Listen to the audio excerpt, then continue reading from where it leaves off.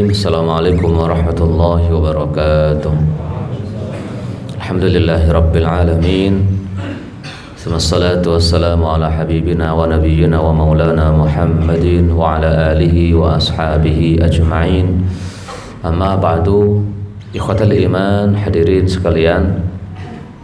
An-Nasa'i, Imam An-Nasa'i dengan sanad hasan meriwayatkan dari Muhammad bin Jahsy bahwasanya suatu saat kami berkumpul bersama baginda Nabi sallallahu alaihi wasallam. Saat itu mendadak baginda Nabi sallallahu alaihi wasallam melihat ke arah langit, kemudian memegang keningnya sambil mengatakan, "Ya Allah, berat sekali urusan itu. Ya Allah, berat sekali urusan itu." Perkara ini enggak dijelaskan oleh baginda Nabi sallallahu alaihi wasallam. Kemudian para sahabat juga takut, yang berat apa itu yang berat urusannya. Besok harinya kata Muhammad bin Jahsy, aku temui baginda Nabi sallallahu alaihi wasallam. Aku bertanya, "Ya Rasulullah, kemarin sampai engkau memegang kening sambil mengatakan, 'Ya Allah, begitu berat ini urusan. Apa yang berat itu ya Rasulullah?' Kata baginda Nabi sallallahu alaihi wasallam, "Wahai Muhammad bin Jahsy, seandainya ada seseorang yang matinya di medan perang, gugur syahid, kemudian dihidupkan lagi, perang lagi, gugur lagi, dihidupkan lagi, perang lagi, gugur lagi, 3 kali itu mati syahid." Kata baginda Nabi sallallahu alaihi wasallam, maka tetap saja dia tidak bisa merasakan kemuliaan, kenikmatan jika masih memiliki hutang, masih memiliki utang. Itu yang disebut oleh baginda Nabi berat. Kenapa berat?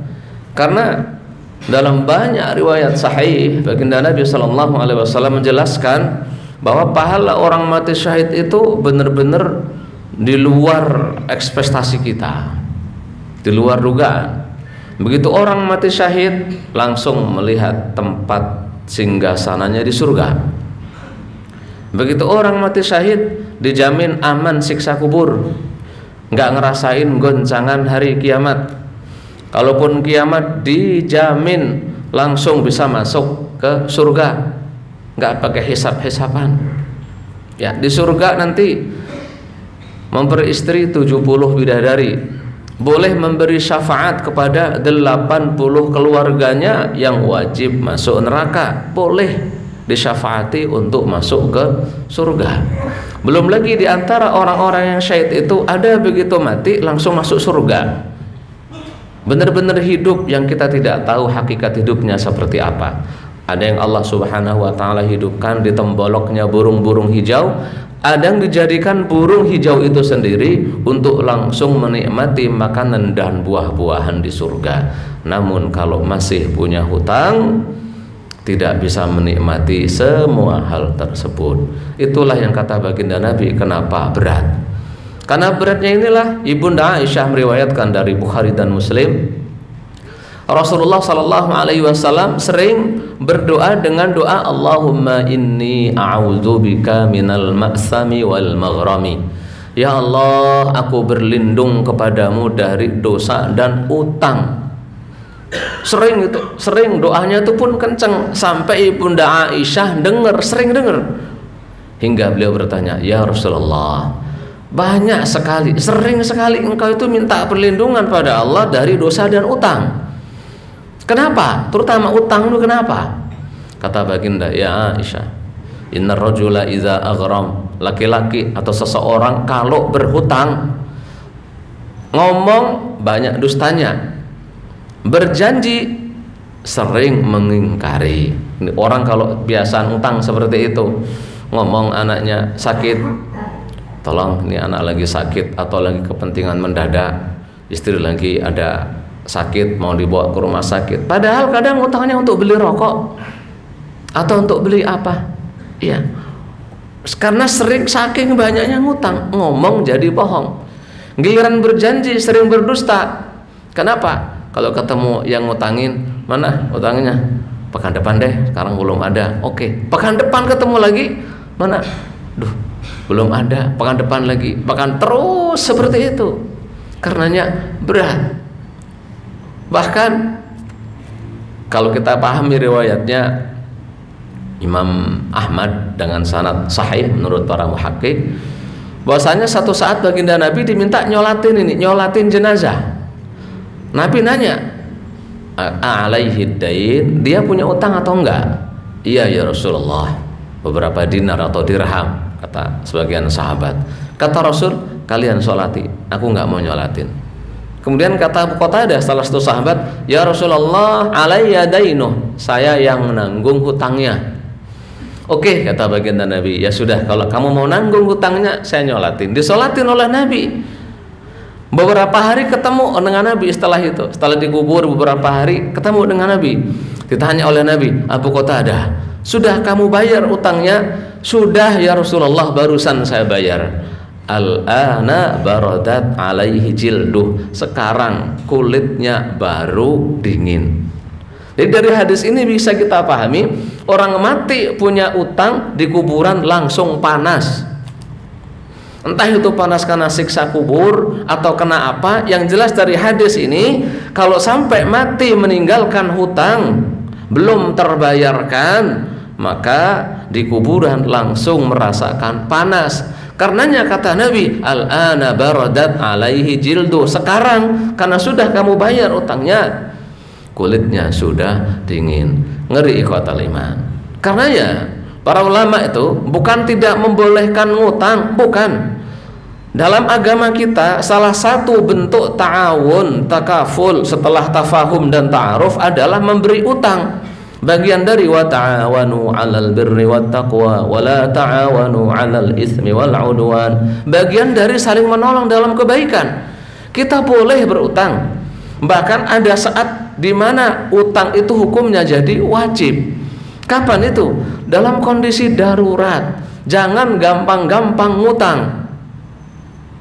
Kapan kita boleh ngutang? Yang pertama, dalam kondisi darurat, nggak ada jalan lain untuk sekedar memenuhi, mohon maaf, perut ini, untuk sekedar mengisi perut kita, anak-anak dan istri kita, ya semoga rezeki kita lancar semua serta keturunan kita, amin ya rabbal alamin.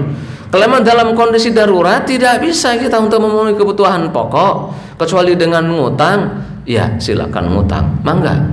Nabi juga pernah berhutang, beliau meninggal juga masih punya utang, tapi kalau utangnya Nabi itu sudah ada penjaminnya. Makanya yang kedua, sebisa mungkin kalau ngutang harus ada jaminan kita bisa bayar. Itu yang dilakukan Nabi. Tufiyan Nabi wa dir'uhu marhunah. Beliau wafat dan baju besinya masih tergadai ke salah seorang Yahudi karena beliau ngambil gandum untuk makanan beliau beserta keluarganya. Boleh. Tapi kalau ngutang usahakan ada, bahasa kita agunan, ada kemampuan untuk membayar. Jadi sesuaikan kemampuan kita. Penghasilan 5 juta atau 7 juta, anggaplah penghasilan kita 7 juta. Kalau mau ngambil mobil, mau nyicil rumah, mau apa, diusahakan sesuai dengan kemampuan. Masa gaji 7 juta nyicil mobil 6 juta, tinggal 1 juta, lah dapat apa buat anak sama bini? Kurang. Ujung-ujungnya gali lubang dan tutup lubang. Jadi sesuaikan gaya hidup kita dengan kemampuan. Jangan nuruti gengsi dan kemauan, karena kalau kemauan nggak akan ada habis-habisnya. Yang ketiga, kalaupun pengen ngutang, diusahakan ngutang kita untuk perkara yang wajib atau mubah. Jangan sampai kita ngutang untuk perkara-perkara yang tahsiniyat, yang istilahnya kebutuhan, ya kebutuhan mewah gitu, ngutang. Jangan kalau bisa. Apalagi kalau sampai ngutang demi kemaksiatan. Wal'iyadu billah. Yang mau nikah atau mau nikahin, kan kadang gaya, duit kagak ada, mau nikahin pakai sewa gedung. Udah dihitung biasanya sewa gedung sekian puluh juta, cateringnya sekian puluh juta. Ini kalau mau balik modal berarti undangannya harus totalnya berapa ratus orang atau berapa ribu orang, dengan ya harapan satu orang nyumbangnya 100.000, karena kadang malu datang ke gedung nyumbang 50.000 itu malu. Iya kalau yang ente undang datang semua. Kalau kagak datang cuma 50%-nya, tekor, lagi-lagi ngutang. Iya kalaupun datang semua nyumbang 100.000-an atau 200.000-an. Kalau yang diundang model saya ini datang cuma numpang makan, kalau saya itu. Dengan mau diundang walimah datang aja sudah syukur kok. Kagak ada ceritanya walimah itu wajib ngasih hadiah, maka kagak ada. Niat walimah itu ngundang orang untuk makan. Kalau yang untuk ngundang model saya ini datang udah bawa anak, bawa bini semobil, cuma minta makan, rugi bandar antum. Makanya jangan gampang-gampang untuk perkara yang mewah-mewah ngutang. Nyicil rumah, kalau rumahnya emang rumah sederhana, manggalah nyicil, usahakan pakai bank syariah sebisa mungkin, jangan memakai bank konvensional. Sudah banyak bank syariah sekarang, ada bank syariah Indonesia, ada bank muamalat dan sebagainya. Usahakan kalaupun KPR pakai yang syariah, tapi jangan yang mewah-mewah. Ya, ngutang yang mewah-mewah jangan, nggak bagus. Itu kata Ibnu Abdul Bar ketika menjelaskan hukuman bagi orang-orang yang berhutang. Itu yang dihukum maksudnya adalah orang-orang ketika ngutang untuk maksiat, ngutang untuk wisata ke pantai dan pantainya penuh dengan maksiat. Ya sudah, kalaupun mati bener nanggung utang kayak gini, itu yang dihukum oleh Allah Subhanahu wa ta'ala. Atau ngutang yang nggak berwasiat.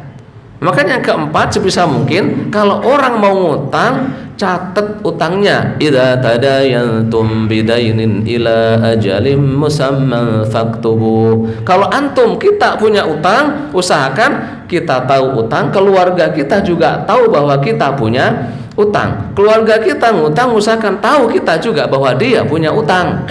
Itu bagian dari wasiat. Jadi nanti bisa diusahakan untuk dibayar. Sebagai penutup, lagi-lagi hati-hati dengan hutang. Karena baginda Nabi SAW mengatakan dalam hadis Tirmidzi, nafsul mu'mini mu'allaqun bidainihi hatta yuqda.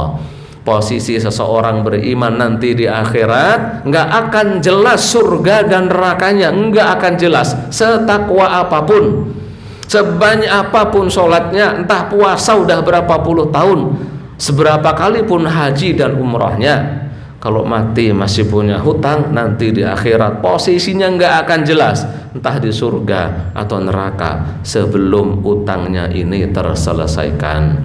Semoga Allah Subhanahu wa ta'ala menghindarkan kita dari utang. Semoga hidup kita ini adalah hidup yang bahagia, karena salah satu prinsip utama agar kita bahagia adalah tidak punya hutang. Makan enak, tidur nyenyak, pergi kemanapun gak akan kepikiran.